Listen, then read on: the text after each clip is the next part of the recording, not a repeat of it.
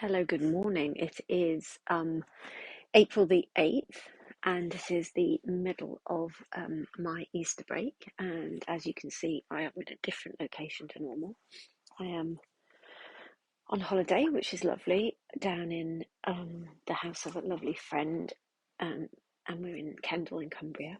And when I made my video last week, I'm sure I had in my head that this would be a very upbeat, chilled, relaxed, hey, here I am, and I finally managed to switch off, that type of video.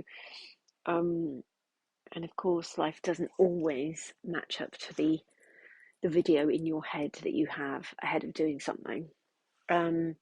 So having a lovely time, have had a lovely time, caught up with some friends.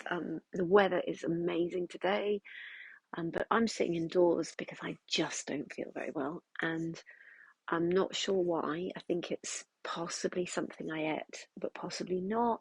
I've had sort of irritable bowel, whatever it might be, for quite a long time. And although I'm feeling wretched today, I actually also am aware that probably there have been quite a few days where I've gone into school feeling like this over the last weeks and months. And maybe this is just a bit of a catch up. My body kind of going, actually, no. So, yeah, feeling a bit sorry for myself, which isn't great. And because of the ADHD, I think that the problem is, although physically I'm not feeling great, it doesn't really stop all the mental stuff, which is all still wanting to be busy and keep going, be out in that sunshine and being friendly and lovely. And then the other side is kind of, the time and space to reflect and think, oh my word, what have I been doing? Why have I been pushing myself so hard at work? Why am I back in this place again where I feel like I need to collapse in the holidays? So yeah, it's kind of a bit of a uncomfortable place to be.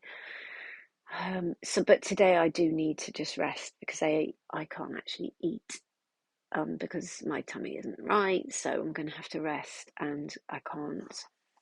Well, when I'm in term time, I think I can pretty much survive on empty, but today everything's saying no. So there we go. Not great for me, not great for my family. Um, I read something this morning from a friend of mine, and I'm going to not even quote it because I can't. A coach that I used to work with called Mal, and there's something about rubber balls that can bounce back, and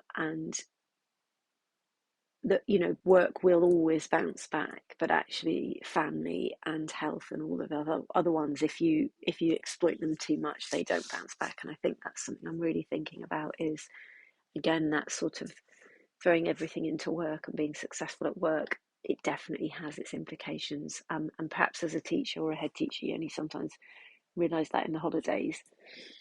But no, not just as a teacher or a head teacher. I think everyone to a degree, certainly all the research on holidays is that when people go on holidays, that's often when they kind of do their big rethinks and their, oh my goodness, am I leading the life I want to be leading?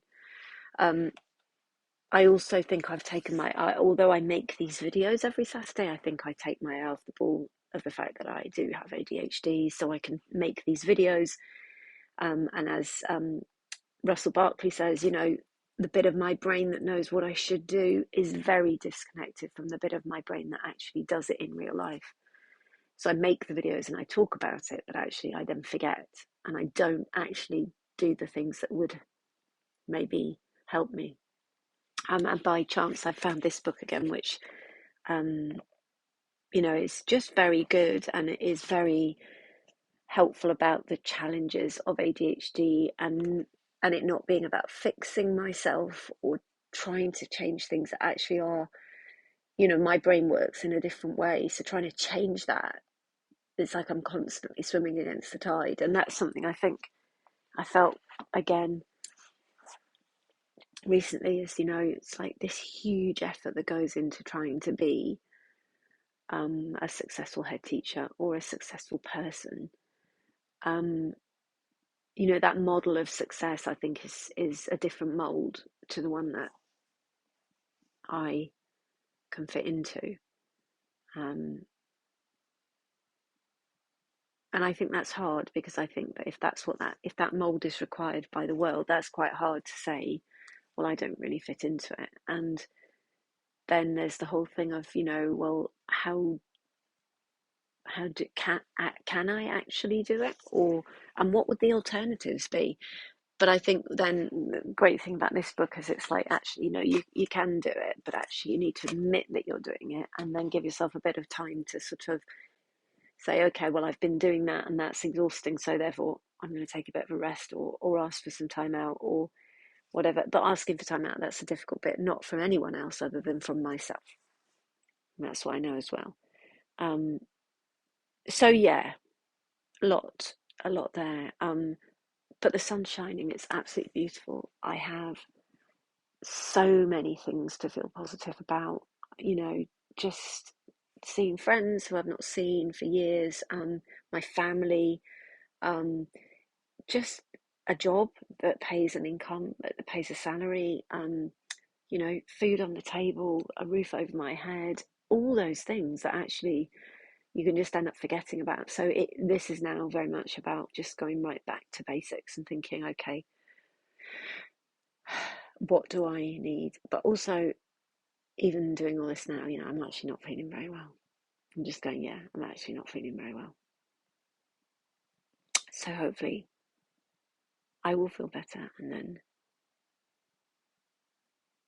things will start to seem a bit brighter again. So there we go.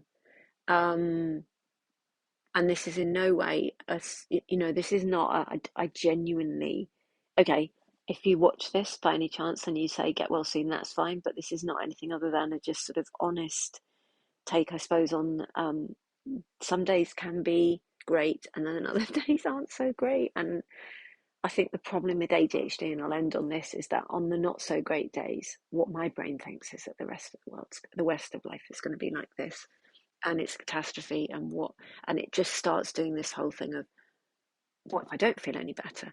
Oh, what if this is, what if I can't go to work? What will happen to my salary then? What will happen to the roof over my head? And that's all the kind of like, from wherever that comes from, that's yeah. Anyway, I wrote a poem and I'm going to read it. I'm going to end with this. It's way too long already, 7 minutes. Who wants to listen to 7 minutes of me waffling on? Probably no one. This is a poem about energy, and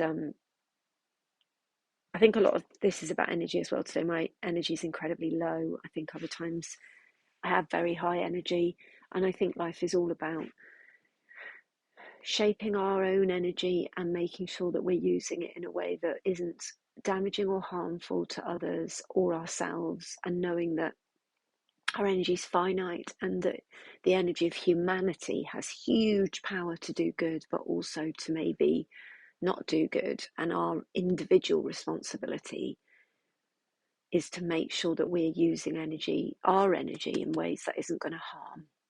So yeah, I suppose Easter message, do no harm. Yeah, anyway, super mega amazingly efficient us. Deadlines met, good news shared, difficult stuff miraculously fixed behind the scenes. We can, we do, we are, we will.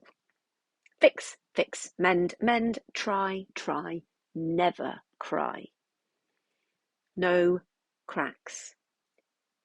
But underneath it all, the dragon. The one whose fire provides the fuel to make sure that all's well at school. The energy for endless hours without the usual comfort breaks like lunch or rest or sitting still, oblivious then to all the aches. Until we stop and try to flop on sofa, lounger, even bed, and suddenly we feel a head that's splitting, thrown far from the helm of mothership through overwhelm, numbness, illness, fear and dread, a desire to hide, or worse. But this is me time, then time, us, We need to play at this game too. The tour guide, ace friend, family star, Facebook ready for those afar. But then the dragon bats her eyes and says she won't and can't fire up. She needs a break to stoke her fire, and otherwise you'd better fear Smaug's desolation won't come near. For while she wants to help us out, she also has the power to shout and scream, "No more! Your time is up. You've taken too much from my cup." And so we have to heed her voice. She's on the edge. We have no choice. I wrote that for all of us who might be having a moment of reflection, a moment of wondering, a moment of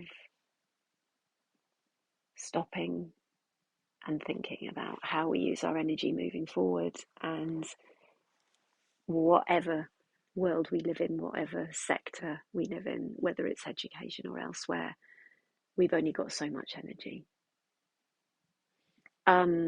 Right, there we go.